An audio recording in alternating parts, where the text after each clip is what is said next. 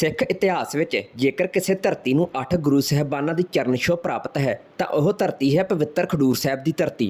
तो दोस्तों बड़े अफसोस नाल कहना पै रहा है कि यह धरती भी नशा के वग रहे दरिया तो बच ना सकी, जिथे कदे गुरु अंगद देव जी नौजवान मुंडियां दे आपस में घोल ते कुश्तियां करवाया करते सन, जिसनों कि आपां गुरुद्वारा मल अखाड़ा साहब जी के नाम नाल भी जानते हाँ।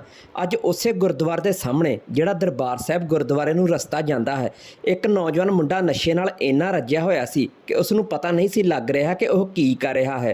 इदां लग रहा सी जिवें इसनूं हुणे ही कुछ हो जाएगा। मुंडा नशे के लोर विच उच्ची उच्ची रौला पा रहा सी, उसनूं कोई सुध बुद्ध नहीं सी। पता नहीं कितों आया, नशा किया पूरा के इत्थे ही करे दा टीका लाया नहीं आपका